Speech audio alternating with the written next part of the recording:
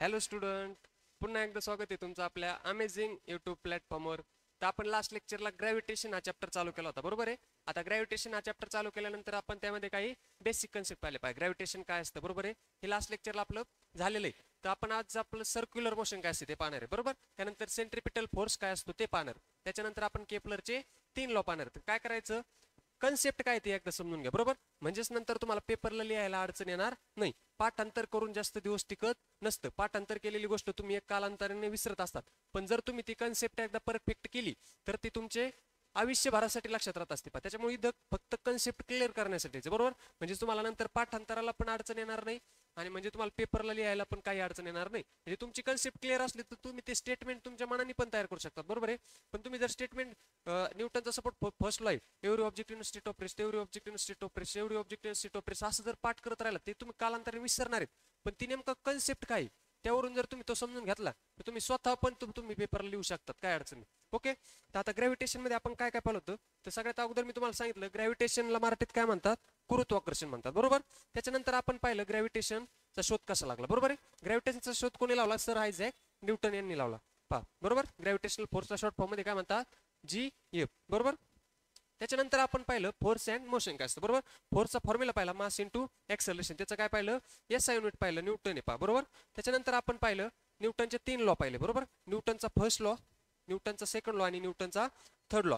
तर today we have to learn the what is mean by circular motion and what is mean by centripetal force. आता circular motion हे काय तुमच्यासाठी नवीन नाही. Circular मोशनची definition आहे ते शब्दातच पहा, काय the motion along a circular path. म्हणजेच काय, the motion of an object along a circular path is called as circular motion. तर सगळ्यात महत्त्वाची डेफिनेशन द सेंट्रिपिटल फोर्सची पहा, बोर्डच्या पेपरला हमखास विचारतात पहा.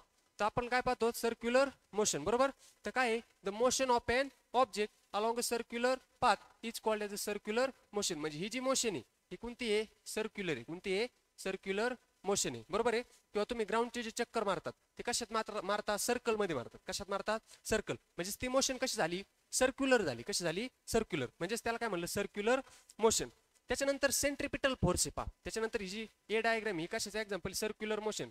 आणि ही जी बी आहे ही कशाचं, सेंट्रिपिटल फोर्स आहे. कशाचं आहे, सेंट्रिपिटल फोर्स. आता सेंट्रिपिटल फोर्स काय असतो हे एकदा समजून घ्या, बरोबर. सगळ्यात अगोदर डेफिनेशन पहा, force acts on an any object moving along a circle, moving along a circle is called as a centripetal force. म्हणजे सेंट्रिपिटल फोर्स म्हणजे काय, तुम्ही एक लहानपणी एक्सपेरिमेंट केला असेल पहा, किंवा तुम्ही खेळला असेल. एक्सपेरिमेंट म्हणण्यापेक्षा तुमच्या खेळण्यात एक दोरीला दगड बांधून ते दगड काय करतात, तुम्ही जोर जोरात फिरवतात पहा, बरोबर ना.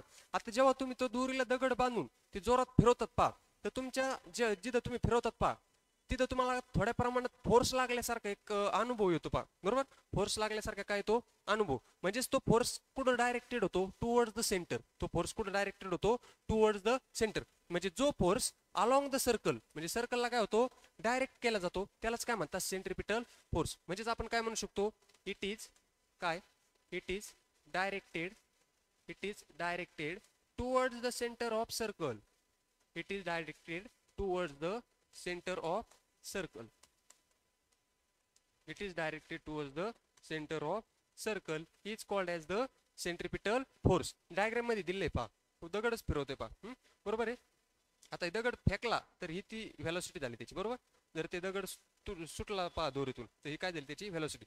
त्याने आता हा जो फोर्स आहे हा सेंटर कडे डायरेक्टर होतो पहा. हा फोर्स कुठे डायरेक्ट होतोय, सेंटर कडे. म्हणजेच त्या फोर्सला काय म्हणलं आपण, काय म्हणलं सेंट्रिपिटल फोर्स. त्या फोर्सला काय म्हणलं, सेंट्रिपिटल फोर्स. अलग लक्ष, सेंट्रिपिटल फोर्स काय असतो, म्हणजे असा फोर्स जो सेंटर कड डायरेक्ट होतो पहा. कुठे डायरेक्ट होतो, सेंटर कड, towards the centre of the circle. It is called as the centripetal force. अलग लक्षात, सेंट्रिपिटल फोर्स काय असतो आणि सर्क्युलर मोशन काय असतं. सर्क्युलर मोशन म्हणजे काय, the motion along a circular path is called as a circular motion. त्याच्यानंतर सेंट्रिपिटल फोर्स म्हणजे काय, it is directed toward the centre of circle किंवा force act on any object moving along a circle is called as the centripetal force. Okay, अलग लक्षात. इथपर्यंत काय अडचण आहे कोणाला, दोनच फक्त डेफिनेशन पाहिलं आणि हे डेफिनेशन खूप महत्त्वाचे आहेत, बोर्डच्या पेपरला विचारतात पहा. काय अडचण नाही इथपर्यंत. हा, त्याच्यानंतर आपण नेक्स्ट पाहूत पहा, केपलर्स लॉ. आता आपल्याला काय पाहिजे, केपलर. तर केपलरने टोटल किती लॉ दिले, 3 लॉ दिले पहा. केपलरने किती लॉ दिले, 3 लॉ. तर ते 3 लॉ आपल्याला काय करायचे, स्टडी करायचे. 3 लॉचे स्टेटमेंट काय करायचे, पाठ करायचे. बोर्डला हमखास येणारा क्वेश्चन आहे पहा. म्हणजेच असं एक पण वर्ष नाही की त्या वर्षी तुम्हाला केपलर्स लॉ हा प्रश्न बोर्डला विचारलेला नाही, मागच्या प्रश्नपत्रिका काढून सगळ्यांनी पाहिजे. त्याच्यामुळे याला किती इम्पॉर्टन्स द्यायचं हे तुमच्या विभाग. केपलरचे किती लॉ येतं 3, तर 3 लॉ काय करा समजून घ्या. आता सगळ्यात अगोदर केपलरने काय सांगितलं फर्स्ट लॉ मध्ये, the orbit of a planet is an ellipse. म्हणजे त्यांनी काय सांगितलं, आपलं सपोज अर्थ आहे बरोबर आहे, अर्थचा आकार हा सर्क्युलर आहे का, नाही, अर्थचा आकार कसा आहे, कसा आहे इलिप्स किंवा कसा आहे इलिप्टिकली, कसा आहे इलिप्टिकल.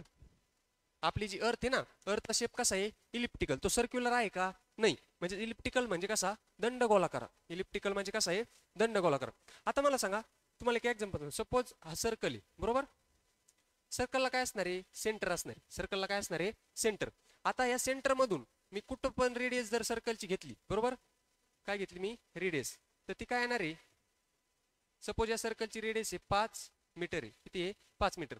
ही पण काय येणार आहे 5 मीटर, ही पण काय येणार आहे 5 मीटर. जर तुम्ही ही पण घेतली, ही पण काय येणार आहे 5 मीटर, किती येणार आहे 5 मीटर. पण केपलरने काय सांगितलंय, आपली जी अर्थ आहे, अर्थचा शेप असा सर्क्युलर आहे का, नाही. अर्थचा शेप कसा आहे इलिप्टिकल आहे, अर्थचा शेप कसा आहे इलिप्टिकल. आता अर्थचा शेप इलिप्टिकल आहे म्हणल्यावर हा ऍक्सिस आहे, हा ऍक्सिस कोणता झाला मायनर ऍक्सिस. कोणता झाला मायनर, म्हणजे छोटा झाला ना. हा ऍक्सिस कसा झाला मायनर ऍक्सिस. आणि हा जो ऍक्सिस आहे तो ऍक्सिस कसा झाला सांगा, हा ऍक्सिस कसा झाला मेजर ऍक्सिस. हा ऍक्सिस कसा झाला मेजर ऍक्सिस, बरोबर ना. म्हणजे जर मी असं जर अर्थचा शेप जर असा सर्क्युलर असता तर मला हे 2 ऍक्सिसची गरज पडली असती का, नाही. माझी कुठून पण रेडियस काय भरली असती सेम. पण जर अर्थचा शेप कसा आहे इलिप्टिकल, पहा दिलेले ते अर्थचा शेप कसा आहे इलिप्टिकल. आणि अर्थचा शेप इलिप्टिकल असल्यामुळं अर्थला 2 ऍक्सिस असणार. एक कोणता ऍक्सिस मायनर ऍक्सिस. हे पुस्तकात दिलेलं नाही, पहा हे समजून सांगण्यासाठी सांगतोय तुम्हाला. त्याच्यामुळे इथं नीट लक्ष द्या, पुस्तकात फक्त तुम्हाला हीच डायग्राम दिली. 2 ऍक्सिस आहेत, एक कोणता आहे मायनर ऍक्सिस, एक कोणता आहे मेजर ऍक्सिस. आता मायनर ऍक्सिस जो आहे, आता मला सांगा सेंटर आहे बरोबर. आता जेव्हा एखादी ऑब्जेक्ट इलिप्टिकल असते त्याला 2 फोकस असते बरोबर. त्याला किती फोकस असतात 2. सपोज हा फोकस F1, याला मी काय म्हणलं F1, आणि हे फोकस जो आहे याला म्हणलं F2, याला काय म्हणलं F2. हा फोकस याला काय म्हणलं F1, हा फोकस याला काय म्हणलं F2 म्हणलं बरोबर आहे. कशामुळे, कारण की शेप कसा आहे इलिप्टिकल आहे. म्हणजेच न्यूटन जो केपलर आहे, केपलरने त्याच्या फर्स्ट लॉ मध्ये काय सांगितलं, जो सन आहे काय आहे सन, हा सन काय आहे एका फोकायवर प्रेझेंट आहे. सन काय आहे एका फोकायवर प्रेझेंट आहे. सन काय एका फोकायवर प्रेझेंट आहे बरोबर. म्हणजेच हे जे फोकस आहे ना याच्या एका फोकायवर काय आहे सन प्रेझेंट आहे, एका फोकायवर काय प्रेझेंट आहे सन प्रेझेंट आहे. आलं लक्षात. केपलरच्या फर्स्ट लॉ वरून ते स्टेटमेंट काय पहा, the orbit of a planet is an ellipse. सगळ्यात अगोदर जे प्लॅनेटचं जे ऑर्बिट असतं ते सर्क्युलर असतं का, नाही, ते कसं असतं इलिप्टिकल असतं. With the sun at one of the foci, म्हणजे सन एका फोकायवर काय आहे प्रेझेंट आहे बरोबर. आलं केपलरचा फर्स्ट लॉ लक्षात आला का, काय अडचण घेतपर्यंत. केपलरचा फर्स्ट लॉ फक्त काय आहे, सनचं प्लॅनेट आहे त्याचा शेप कसा इलिप्टिकल आहे, इलिप्स आहे, आणि सन काय एका फोकायवर प्रेझेंट आहे. आलं लक्षात केपलरचा फर्स्ट लॉ. हा, त्याच्यानंतर पहा केपलर्स सेकंड लॉ पहा काय सांगतो, the line joining the planet and the sun sweeps out equal area in equal interval of time बरोबर. म्हणजेच सपोज ही डायग्राम आहे बरोबर. आता हा जो एरिया आहे बरोबर, हा जो एरिया आहे सपोज हा एरिया अर्थला कव्हर करण्यासाठी सपोज लागतात 45 डेज. किती लागतात 45 डेज. मग हा एरिया पण कव्हर करण्यासाठी किती डेज लागतात 45 डेज. म्हणजे the line joining the planet, पहा सेकंड लॉचं स्टेटमेंट काय आहे, the line joining the planet and the sun sweeps out equal area in equal interval of time. म्हणजे तो एरिया कव्हर करण्यासाठी सनला म्हणजे अर्थला जेवढे दिवस लागतील तेवढेच दिवस नेक्स्ट एरिया कव्हर करण्यासाठी लागतील सारख्या वेळेत. कोणत्या वेळेत सारख्या वेळेत. हाच काय केपलरचा सेकंड लॉ सांगतो, हाच काय सांगतो केपलरचा सेकंड लॉ. तर 2 लॉ लक्षात आले का. त्यानंतर केपलरचा थर्ड लॉ पाहिजे. केपलरचा थर्ड लॉ काय देतो, एक फॉर्म्युला देतो पहा. केपलरचा थर्ड लॉ काय देतो, एक फॉर्म्युला. सगळ्यात अगोदर आपण स्टेटमेंट पाहतो पहा काय आहे, square of period of revolution around the sun is directly proportional to the cube of the mean distance of a planet from the sun. म्हणजेच मला सांगा, आता मी द पिरियड ऑफ रिव्होल्यूशन काय घेतला टी घेतला, काय घेतला टी. पण कलर चेंज करू.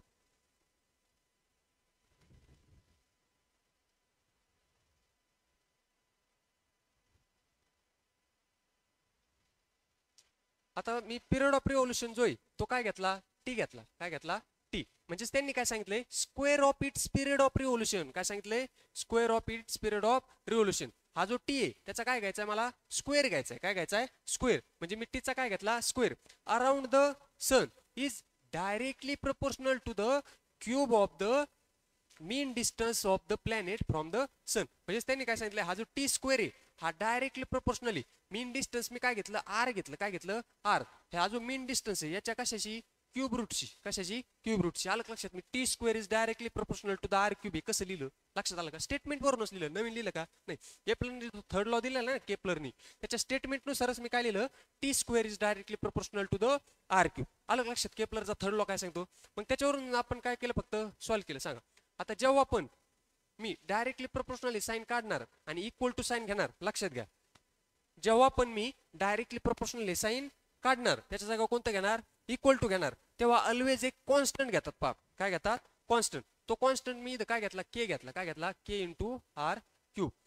Wear where where K be the constant of proportionality. K काय आहे, कॉन्स्टंट ऑफ प्रपोर्शनॅलिटी.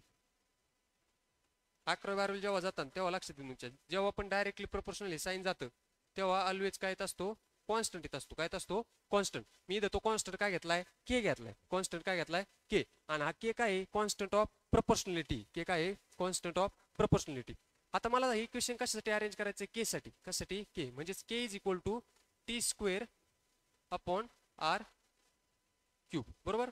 हाच काय झाला माझा केपलरचा थर्ड लॉ. हा काय झाला, केपलरचा थर्ड लॉ. म्हणजे केपलरच्या थर्ड लॉवरून आपल्याला काय फॉर्म्युला भेटला, K is equal to T square upon R cube. हा फॉर्म्युला खूप महत्त्वाचा आहे, तुम्हाला डायरेक्ट प्रॉब्लेम मध्ये वापरतात किंवा नंतर आपल्याला जी एक्सप्रेशन सॉल्व्ह करायची त्या एक्सप्रेशन मध्ये पण हा फॉर्म्युला तुम्हाला खूप महत्त्वाचा आहे.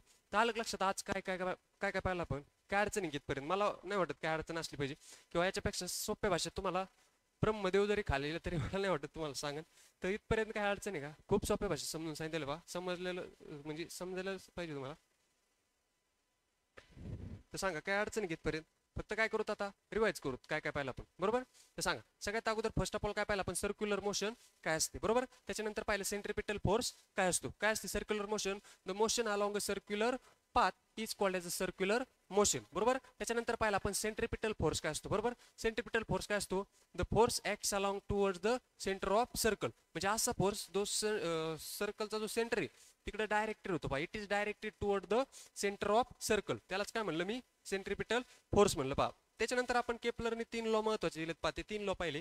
फर्स्ट लॉ काय सांगतो, काय सांगतो फर्स्ट लॉ सांगा, the orbit of a planet is an ellipse with the sun is situated at one of the foci. बरोबर. हा फर्स्ट लॉ झाला. सेकंड लॉ काय सांगतो, the line joining the planet sweeps out equal area in equal interval of time. त्याच्यानंतर केपलरचा third law काय सांगतो, the square of its period of revolution around the sun is directly proportional to the mean distance between them. म्हणजे त्याचा काय घ्यायचा, cube घ्यायचा. म्हणजेच काय लिहिलं मी त्यावरून, T square is directly proportional to the R cube. म्हणजेच काय, T square is equal to directly प्रोपोर्शनलच्या जागा मी काय घेतलं, इज इक्वल टू. आणि ऑलवेज डायरेक्टली प्रोपोर्शनलच्या जागा जेव्हा इज इक्वल टू घेणार तेव्हा काय येणार, एक कॉन्स्टंट येणार. काय येणार, कॉन्स्टंट. तो कॉन्स्टंट काय घेतला मी, के घेतला. काय घेतला, के. म्हणजेच के इंटू आर क्यूब. बरोबर. म्हणजेच के इज इक्वल टू काय झालं, T square upon R cube. म्हणजेच आर काय झाला इकडे येऊन डिवाइड, इथं काय मल्टिप्लाय, इकडे येऊन काय झाला, डिवाइड झाला. हे काय झालं, फॉर्म्युला भेटला आपल्याला हा केपलरच्या थर्ड लॉ नुसार. हा फॉर्म्युला तुम्हाला प्रॉब्लेम मध्ये नंतर वापरायचं पहा.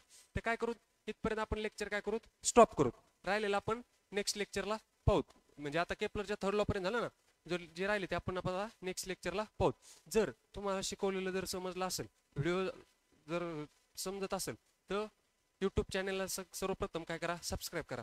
व्हिडिओ जर आवडला असेल तर व्हिडिओला लाईक करा आणि आपल्या मित्रांपर्यंत पाठवा, जेणेकरून तुमच्यामुळं त्यांचा पण काय होईल, फायदा होईल. तर या ठिकाणी आपण स्टॉप करू. थँक्यू.